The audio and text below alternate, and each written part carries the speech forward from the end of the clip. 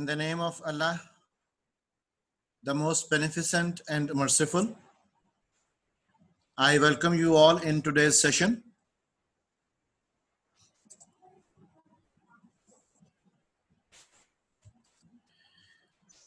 Today we're going to talk about managing careers.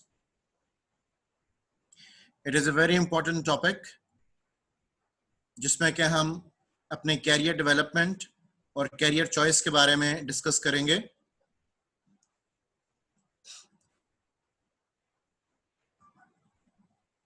We start from the basics of career management.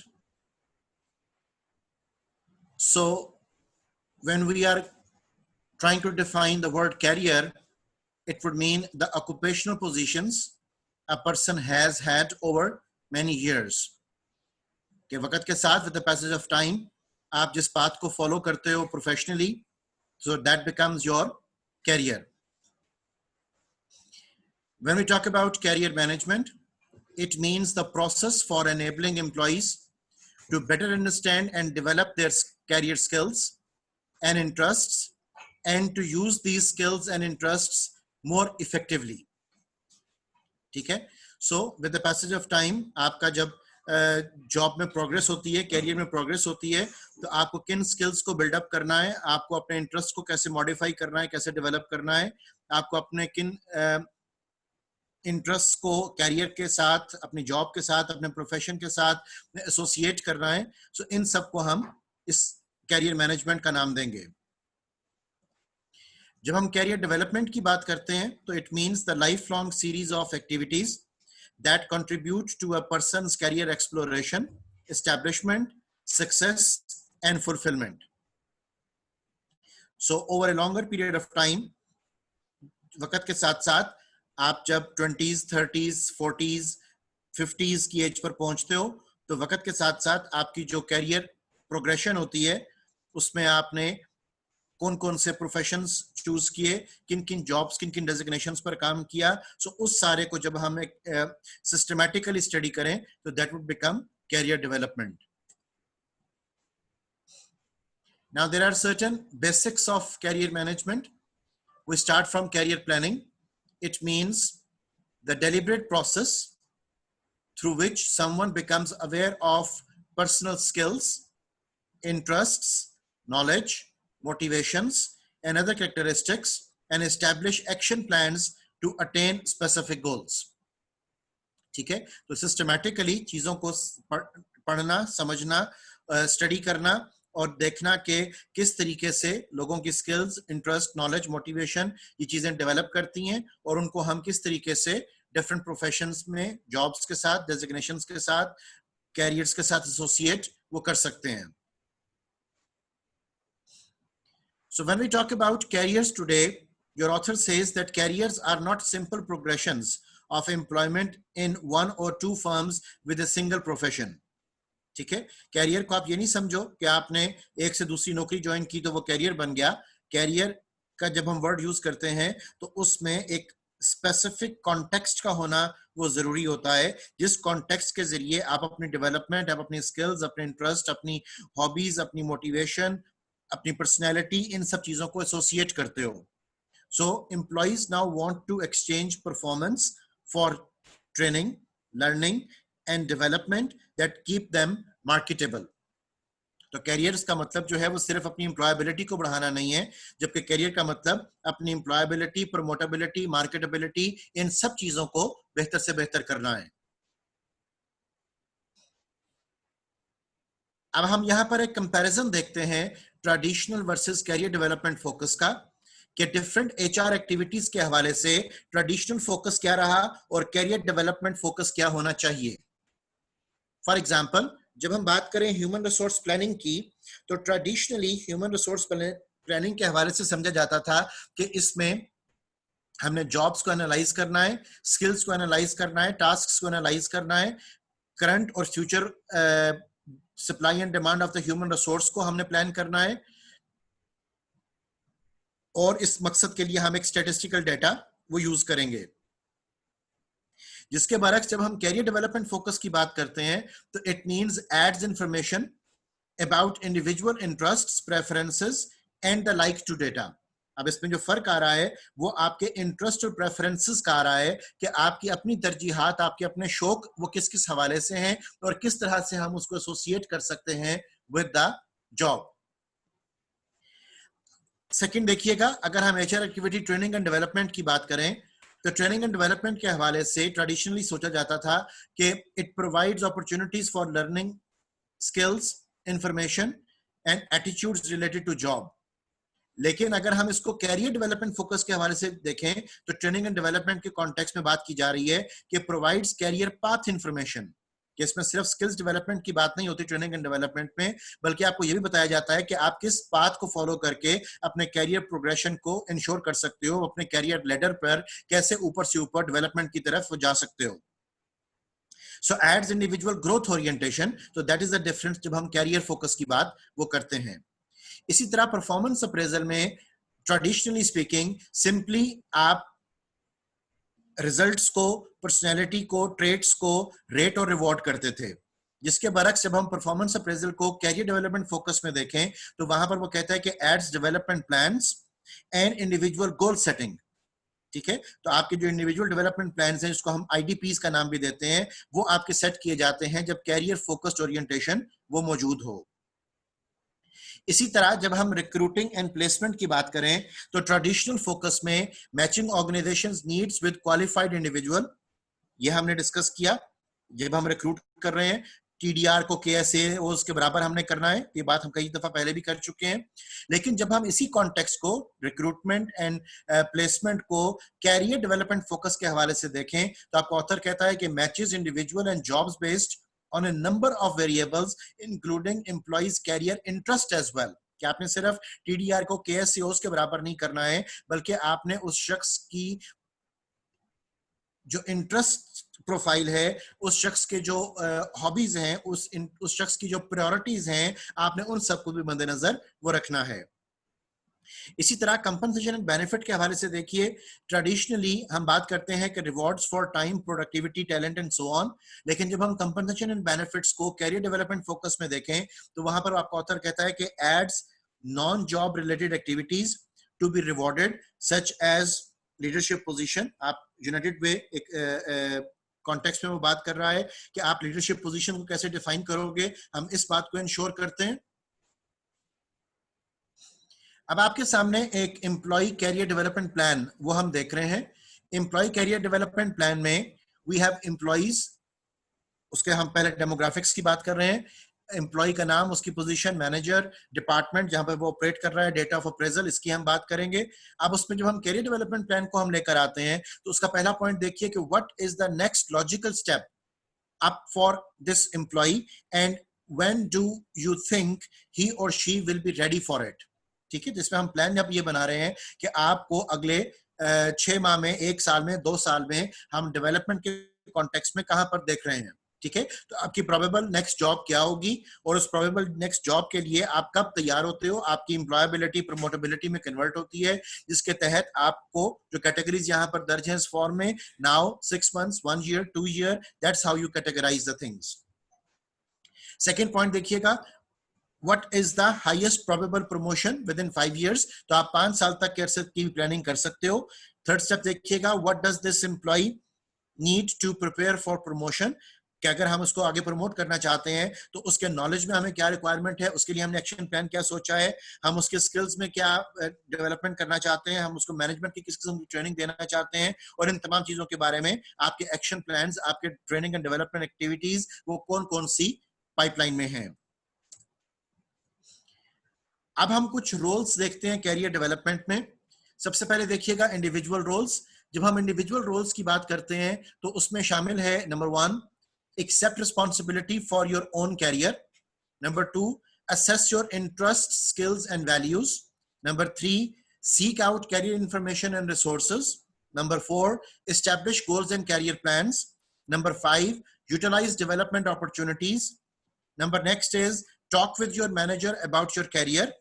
और उसके अलावा जो हमें role चाहिए कैरियर डेवलपमेंट में इंडिविजुअल कॉन्टेक्स्ट में, that is follow through on realistic career paths. तो यह वो तमाम एस्पेक्ट्स हैं जो इंडिविजुअल्स को अपने कैरियर्स में लेकर आने हैं, उनको समझना है कि इन चीजों के बगैर उनकी कैरियर डेवलपमेंट, कैरियर प्रोग्रेशन वो नहीं हो सकती। अब एक मैनेजर के तौर पर जब हम उसके रोल्स को आइडेंटिफाई करें रिलेटेड टू कैरियर डेवलपमेंट, तो एक मैनेजर एक ऑर्गेनाइजेशनल फैसिलिटी में जो रोल परफॉर्म करेगा, those would be number 1, provide timely performance feedback अपने एम्प्लॉइज को। Number 2, provide developmental assignments and support, ये उसका एक बड़ा इंपॉर्टेंट रोल है। Number 3, participate in career development discussions. And number 4, support employee development plans. तो ये तमाम वो रोल्स हैं जो एक मैनेजर को परफॉर्म करने हैं अपनी ऑर्गेनाइजेशन फैसिलिटी से रिलेटेड, ताकि उसके अंडर जितने भी लोग काम कर रहे हैं वो प्रोग्रेस कर सकें, डेवलप कर सकें। अब हम ऑर्गेनाइजेशन के रोल्स को देखते हैं कि ऑर्गेनाइजेशन ओवरऑल अपने आप को किस तरीके से ओरिएंट कर सकती है कि वहां पर कैरियर डेवलपमेंट इंश्योर वो की जा सके। सो ऑर्गेनाइजेशन ओवरऑल की जब हम बात करते हैं तो it would include number 1, communicate mission, policies and procedures. Number 2, provide training and development opportunities. Number 3, provide career information and career programmes. And number 4, offer a variety of career options. तो ये तमाम वो काम है, इकदामात हैं, प्लानिंग्स हैं जो कि ऑर्गेनाइजेशन को ओवरऑल करनी है ताकि उसके अंदर काम करने वाले तमाम जो लोग हैं वो अपने कैरियर के अंदर डेवलप वो कर सकें। अब कैरियर में डेवलप करने के लिए आपको एक मेंटोर की भी जरूरत होती है। मेंटोर वो शख्स है जो आपको सपोर्ट करता है, ट्रेन करता है, डेवलप करता है, आपके सवालों का जवाब देता है और आपको रास्ता दिखाता है कि किस तरीके से आप आसानी अपनी मंजिल की तरफ डेवलप वो कर सकते हो। So when you have to choose a mentor, उसके हवाले से कुछ पॉइंट्स आपका ऑथर आपके चैप्टर में कोट करता है। सबसे पहला पॉइंट देखिएगा कि choose an appropriate potential mentor.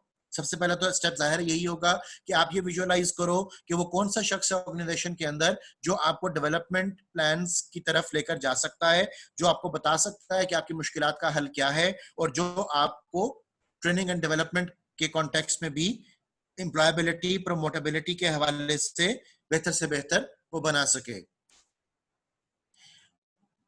लेकिन ये बात याद रखिएगा कि you should not be surprised if you are turn down. हो सकता है कि आप जिसको एज अ मेंटोर पिक करना चाह रहे हो वो आपको अपने अंडर मत रखना चाहे, वो बिजी है, उसके पास ऑलरेडी बहुत से लोग हैं जो उसको एज अ मेंटोर जिन्होंने पिक किया हुआ है।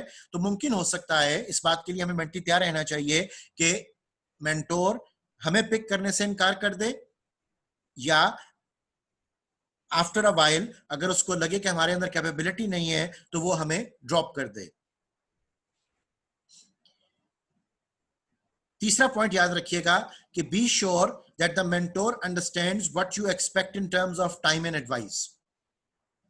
ठीक है, सो आप वक्त को क्या इंपॉर्टेंस दे रहे हो, आप नसीहत को क्या इंपॉर्टेंस दे रहे हो, आप किस कदर उसकी बातों पर अमल कर रहे हो, ये बातें क्लियर होनी चाहिए इस रिलेशनशिप में। इसके बाद आपके पास एक प्रॉपर रोड मैप होना चाहिए, एक पूरा प्लान होना चाहिए, एक एजेंडा होना चाहिए जिसके तहत आप एक मेंटोर को अपने साथ अपॉइंट करवा रहे हो। उसके बाद ये भी बात याद रखिएगा कि मेंटोर को अपनी जॉब भी करनी है, उसके भी अपने टीडीआरस होंगे, उसको भी डेवलपमेंट प्लान्स की जरूरत होगी। तो आपने मेंटोर के टाइम का भी ख्याल रखना है। ये जरूरी नहीं होगा कि मेंटोर वहां पर सिर्फ आपकी मुश्किलात को हल करने के लिए मौजूद हो। अब हम एम्प्लॉयर्स रोल देखते हैं इन कैरियर डेवलपमेंट। उसमें सबसे पहला स्टेप ये है कि एम्प्लॉयर आपको रियलिस्टिक जॉब प्रीव्यू वो प्रोवाइड करे।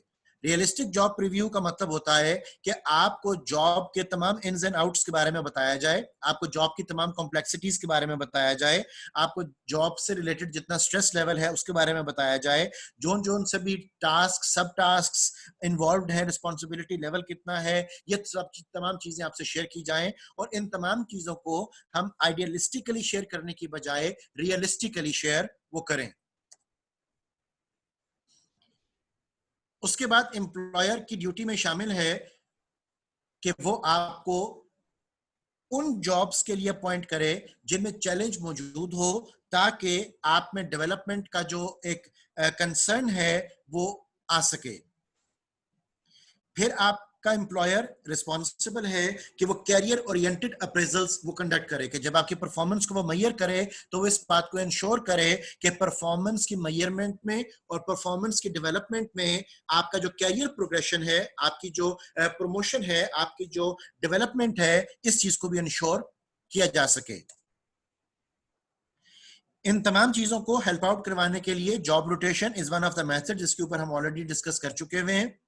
मेंटोरिंग आपके एम्प्लॉयर को करनी चाहिए, किसी मेंटोर को अपॉइंट करना चाहिए, चाहे वो डिपार्टमेंट का सुपरवाइजर हो या कोई मैनेजर हो, जो कि अपने अंडर तमाम लोगों को जो उसके मेंटोर रिलेशनशिप में हैं वो उनको बता सके, सिखा सके, समझा सके कि आपकी डेवलपमेंट की तरफ किस तरह जाना है।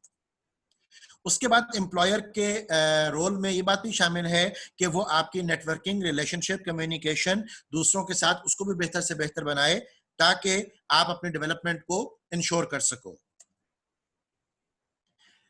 अब हम innovative corporate career development initiatives के कुछ पॉइंट्स देखते हैं। सबसे पहला पॉइंट जो कि जिद्दत के तौर पर हमारी एनवायरनमेंट के अंदर भी इंट्रोड्यूस हो रहा है, और वो ये है कि provide each employ with an individual budget. ठीक है, हर एक इंडिविजुअल एम्प्लॉय का एक बजट होना चाहिए, जिस बजट में से उसकी ट्रेनिंग एंड डेवलपमेंट करवाई जाएगी, उसकी कैरियर प्रोग्रेशन को इंश्योर किया जाएगा।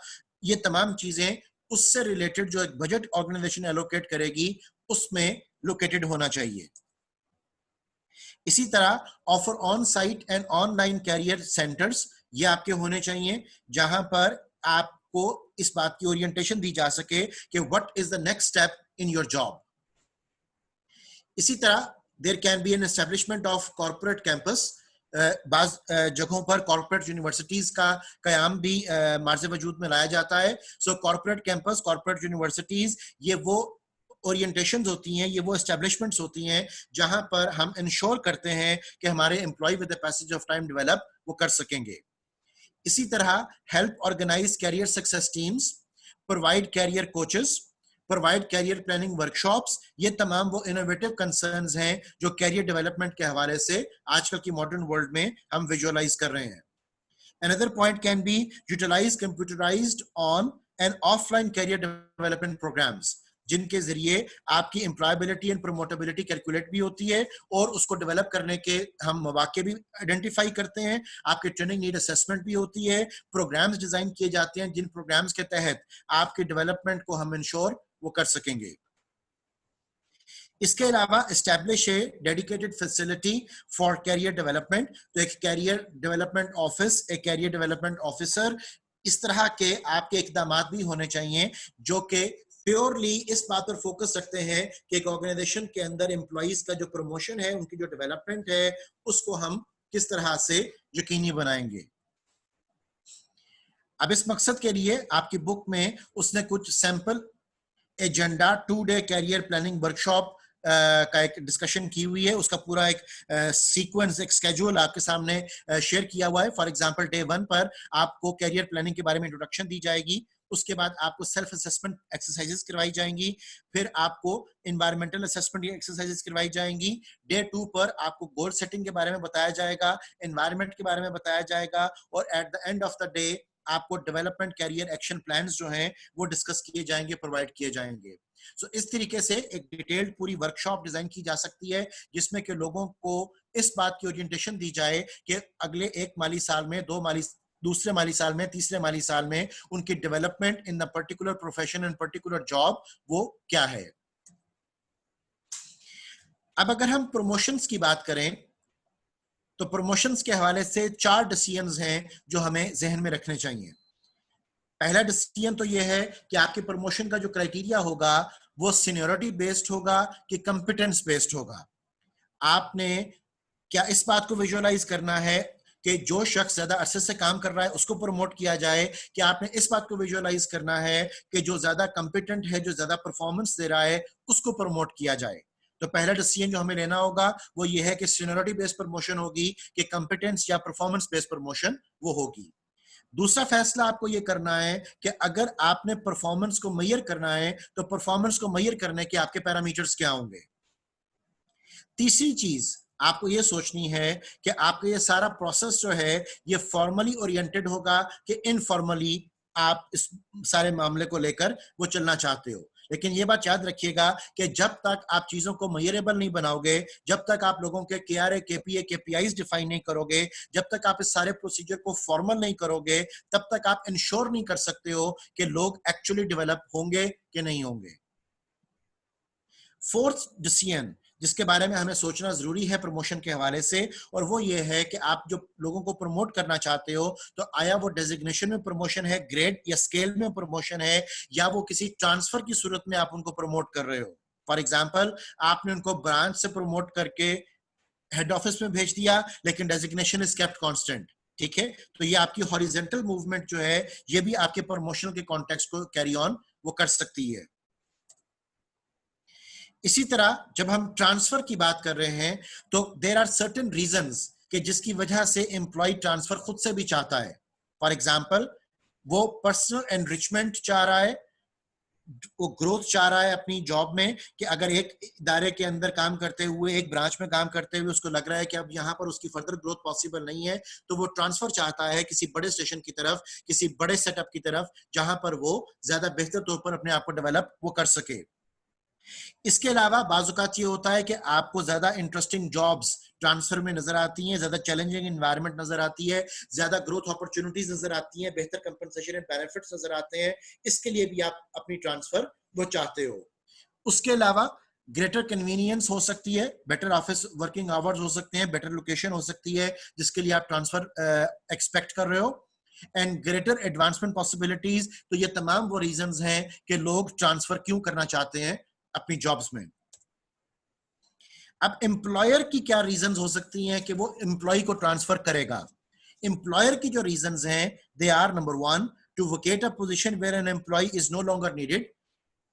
अगर किसी डिपार्टमेंट में, किसी ब्रांच में, किसी सेटअप में अगर एक एम्प्लॉय की जरूरत अब नहीं है, तो आप उसको उस जगह पर भेज देते हो जहां पर अभी एम्प्लॉयज की कमी वो हो।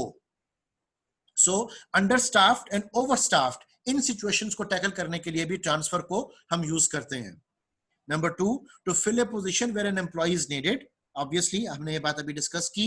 Number 3, to find a better fit for an employee within the firm, कि एक इदारे में जहां पर वो काम कर रहा है, वहां पर किसी आप ऐसे पोजीशन पर उसको ट्रांसफर कर देते हो जहां पर वो बेहतर तौर पर अपनी काबिलियत को बुरुए कार बुला सकता है।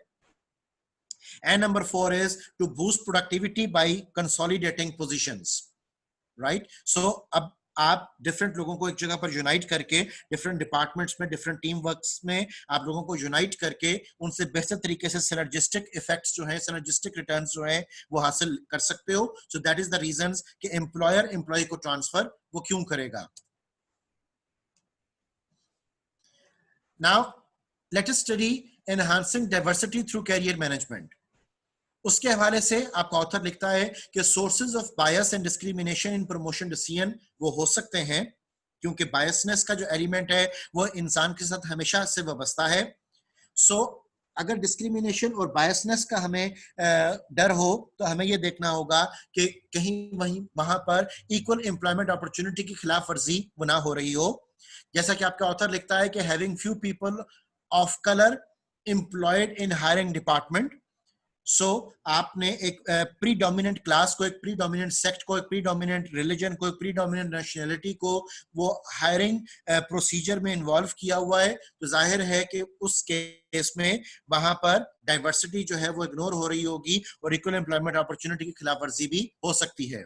इसी तरह एक और बड़ा कॉमन प्रॉब्लम जो हमें वेस्टर्न सोसाइटी में भी बहुत नजर आया, और वो ये था कि लैक ऑफ वुमेन मेंटोर्स वो हमें जनरली अवेलेबल नहीं होते। सो दैट इज द प्रॉब्लम, इसकी वजह से खवातीन की जो डेवलपमेंट है वो मुमकिन नहीं हो पाती। और ये चीज सिर्फ ईस्टर्न वर्ल्ड के साथ लिंक नहीं है, ये वेस्टर्न कॉन्टेक्स्ट में भी हमारे सामने इशू आता है।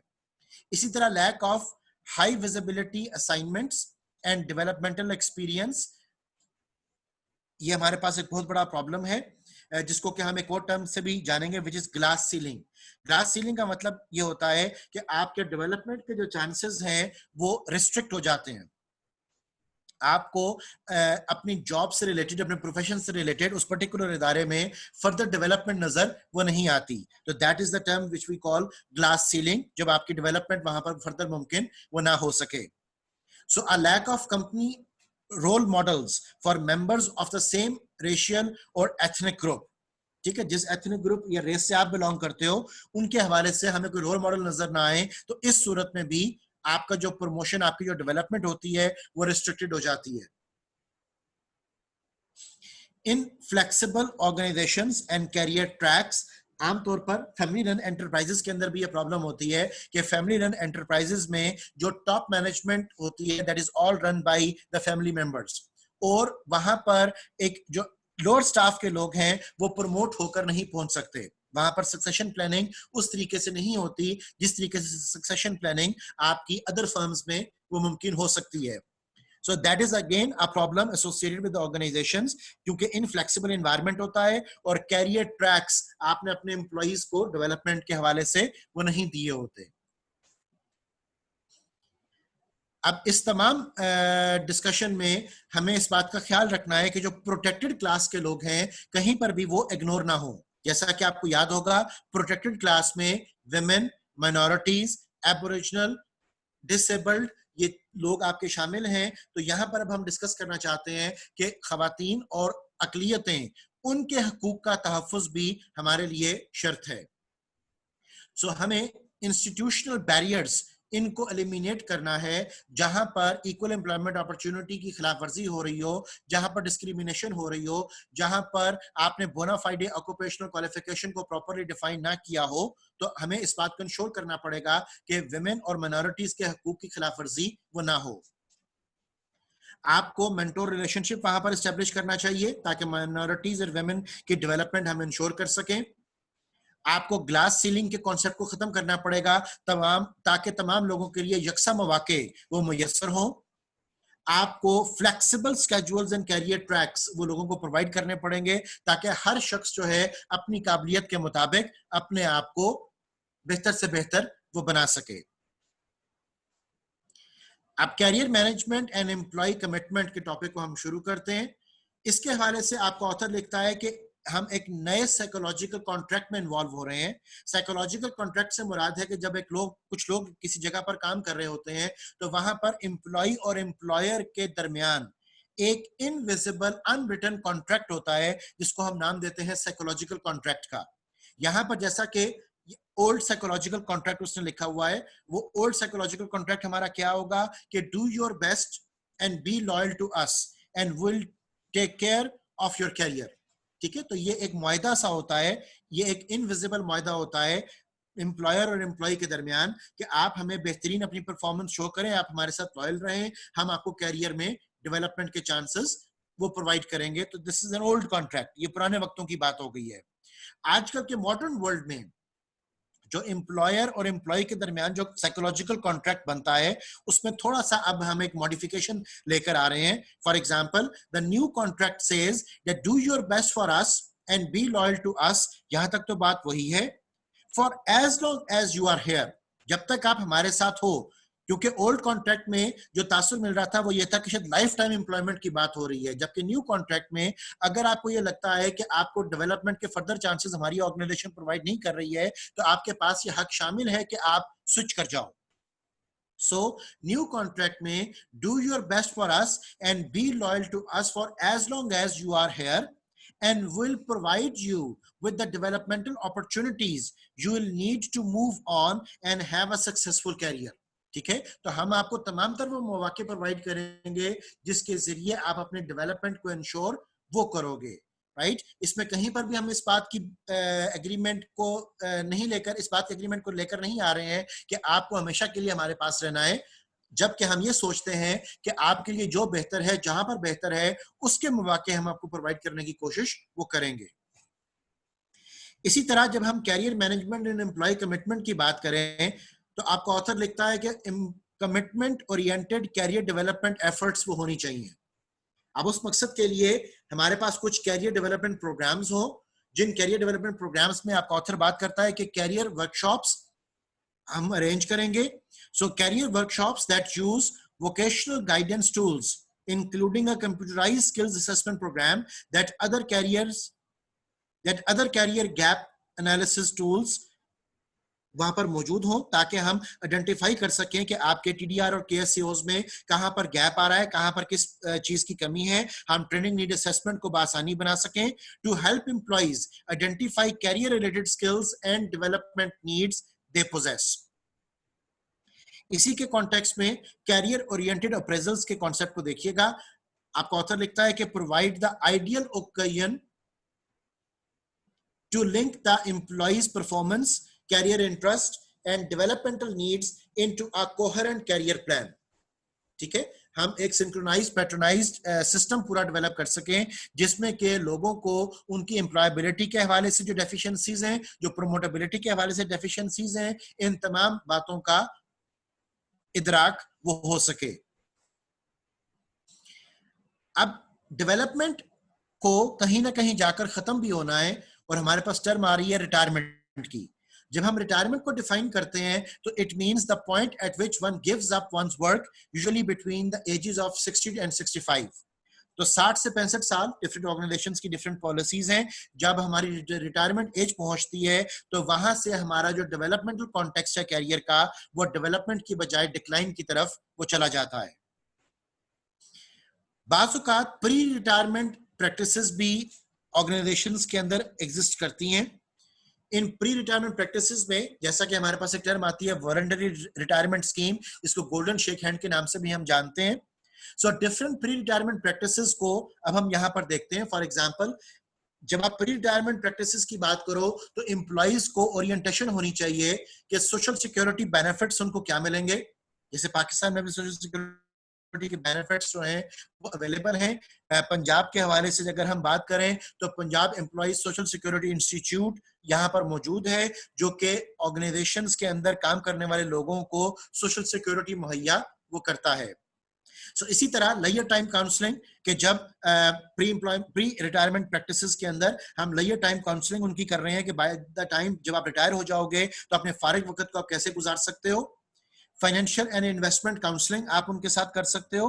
हेल्थ काउंसलिंग कर सकते हो, बिकॉज मोस्टली लोग जब अपनी प्रोफेशनल लाइफ से निकलते हैं तो बहुत सारे हेल्थ के मसाइल उनको शुरू हो जाते हैं। High blood pressure, sugar, diabetic, in that concern I am talking about.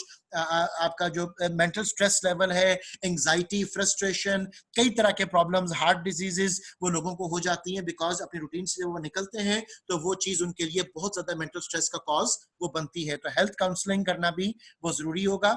Psychological counselling करना भी जरूरी होगा कि आप अपने फारिग वक्त को, आप अपने लेटर कैरियर स्टेज को किस तरीके से कंस्ट्रक्टिवली गुजार सकते हो। इसी तरह बाज़ औक़ात लोग जब एक इदारे से रिटायर हो जाते हैं तो कुछ दूसरे इदारे भी उनको सर्टेन काउंसलिंग, सर्टेन कंसल्टेशन का काम जो है वो ऑफर कर देते हैं। तो इसके लिए भी आप उनको काउंसल कर सकते हो कि अपने सेकंड कैरियर को कैसे आगाज करें। और counselling for second career inside the company की फैसिलिटी भी हम देते हैं कि फुल टाइम अगर आप रिटायर हो भी गए हो तो पार्ट टाइम किस तरीके से आप अपनी ऑर्गेनाइजेशन के अंदर काम फिर भी जारी वो रख सकते हो। ये तमाम तर डिस्कशंस करना अपने एम्प्लॉइज के साथ बेहद जरूरी है, बिकॉज उनको नजर आ सके कि after a lapse, after a time, जब वो ऑर्गेनाइजेशन के साथ कई साल काम कर चुके हैं तो फिर उनका जो मुस्तकबिल है उसकी इंश्योरिटी वो क्या है। अब हमारे पास कुछ कैरियर स्टेजेस हैं। आपकी बुक में उन कैरियर स्टेजेस को वो लिखता है कि सबसे पहले हमारे पास ग्रोथ स्टेज है, उसके बाद एक्सप्लोरेशन स्टेज है, उसके बाद एस्टेब्लिशमेंट स्टेज है। और एस्टेब्लिशमेंट स्टेज को उसने 3 कैटेगरीज में डिवाइड किया हुआ है: trial sub stage, stabilisation sub stage and mid career crisis sub stage. और उसके बाद मेंटेनेंस स्टेज, जिसको वो यहाँ पर कोट कर रहा है। सो आपकी कैरियर स्टेजेस की जो डेवलपमेंट है फ्रॉम ग्रोथ टू मेंटेनेंस के बाद डिक्लाइन स्टेज तक, इन तमाम को हम विजुअलाइज करते हैं एक ग्राफिकल डेमोन्स्ट्रेशन से, ताकि हमारे लिए अंडरस्टैंड करने, कॉन्सेप्ट को अंडरस्टैंड करना ज्यादा आसानी वो हो जाए। कैरियर स्टेजेस में जब हम एक्सप्लोरेशन स्टेज की बात करते हैं तो यहां पर वो कहते हैं कि this is the transition from school to work, कि आप आम तौर पर ग्रेजुएट कर जाते हो 20 से 25 साल की एज तक, और 20 से 25 साल की एज में आप मार्केट में जॉब सीकिंग वो शुरू कर देते हो। उसके बाद 20 से 25 साल की एज में जब हम मार्केट में जॉब्स के लिए एंटर हो रहे हैं तो अगला स्टेप हमारे पास आएगा कि जब getting first job and being accepted, जहां से आपकी डेवलपमेंट का सारा प्रोसेस वो शुरू होना है। सो यहां पर याद रखिएगा कि आपका जो एज स्पैन होता है जब आपको फर्स्ट जॉब मिल जाती है और आप डेवलपमेंट की तरफ जाते हो, तो वो आपका तकरीबन 30 से 35 साल का जो टाइम फ्रेम है इसको कोट किया जा रहा है। उसके बाद आप इस 30 से 35 साल के अरसे के दौरान, आपकी जिंदगी के जो ईयर्स हम काउंट कर रहे हैं, आपके एक दो कैरियर स्विच भी हो सकते हैं, आपकी जॉब स्विचिंग भी हो सकती है। ये बात जरूरी नहीं होगी कि आप एक ही जॉब में वो डेवलपमेंट कर रहे हो मुसलसल। सो इवेंचुअली होता यह है कि आप 30 से 35 साल की एज तक पहुंचते हुए किसी एक प्रोफेशन, किसी एक कैरियर, किसी एक ऑर्गेनाइजेशन के साथ ज्यादा ओरिएंटेड, ज्यादा अटैच्ड वो हो चुके होते हो। वहां से फिर आपका मिड कैरियर का स्टेज वो शुरू होता है, जिसका टाइम फ्रेम आपका 35 से 50 साल की तरफ जा रहा है। लेकिन इसके दरमियान, इस 35 से 50 साल के दरमियान तकरीबन आपका एक मिड लाइफ क्राइसिस का वक्त भी आता है, मिड लाइफ डिसीजन मेकिंग का वक्त भी आता है, जिसमें कि या तो आप ग्रोथ ओरिएंटेड हो जाते हो, या आप अपने कैरियर को सिर्फ मेंटेन और स्टेबलाइज करने की कोशिश करते हो, या आप अपने कैरियर के डिक्लाइन को बहुत जल्द शुरू वो कर लेते हो। सो आपकी performance with the passage of time grow करेगी, स्टैग्नेंट हो जाएगी कि डिक्लाइन करेगी। सो दैट इज द टाइम जो आपको 35 साल से 50 साल के आपका जो जिंदगी का वक्त होगा, इसमें मिड कैरियर के एनालिसिस में, मिड कैरियर के दौरान आपको विजुअलाइज करना होता है। उसके बाद 50 साल से onward you become a more Elder states person. आप एक सीनियर सिटीजन के तौर पर जाने जाते हो और आप अपने कैरियर में काफी हद तक फिक्स्ड वो हो चुके होते हो। उसके बाद आफ्टर द रिटायरमेंट, जो कि आपका 65-70 ईयर्स के ऑनवर्ड हम बात कर रहे हैं, तो रिटायरमेंट के बाद आपका जो कैरियर होता है वो डिक्लाइन की तरफ चला जाता है। तो वो नौकरी, वो काम, वो प्रोफेशन, वो जॉब जो आपने 20-25 साल के बाद शुरू किया, वो 60-70 साल के बाद आपका जो टाइम फ्रेम होता है वर्किंग का, वो अपने इख्तिताम पर पहुंच जाता है। यहाँ पर हमारा फर्स्ट सेशन खत्म हो रहा है, दूसरे सेशन में ज्वाइन कीजिएगा और आज हम कुछ कैरियर काउंसलिंग के ऊपर भी बात वो करेंगे। सो जज़ाकल्लाह फॉर द फर्स्ट सेशन।